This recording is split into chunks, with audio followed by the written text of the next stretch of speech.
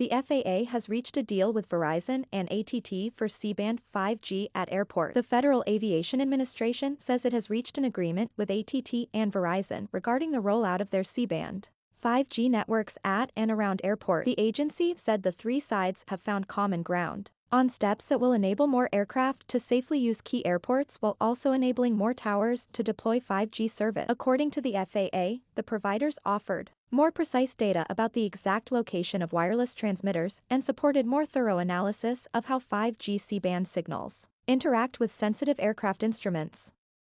The agency said it used the data to determine that it is possible to safely and more precisely map the size and shape of the areas around airports where 5G signals are mitigated, shrinking the areas where wireless operators are deferring their antenna activation. This will enable the wireless providers to safely turn on more towers as they deploy new 5G service in major markets across the United States. The accord follows a months-long tussle between airlines and wireless providers over C-band 5G. ATT and Verizon voluntarily delayed the rollout for 6 weeks to address concerns that their services could interfere with aircraft systems and electronics due to C-band frequencies being close to ones used by altimeters. Earlier this month, the CEOs of airlines, including Delta, United and Southwest, claimed in a letter to the federal government that the networks could affect their planes' instruments and lead to a catastrophic event. ATT and Verizon activated their C-band 5G networks last week after agreeing to create temporary buffer zones around dozens of airports. They haven't switched on C-band 5G towers within 2 miles of some runways. They also argued that similar networks have been deployed in 40 other countries without issue. It's not clear when ATT and Verizon plan to turn on C-band 5G towers closer to airports following the FAA agreement. The providers declined to comment. The CTIA, a trade association for the wireless industry, was bullish about the news. This is a positive development that highlights the considerable progress the wireless industry, aviation industry, FAA and FCC are making to ensure robust 5G service and safe flights.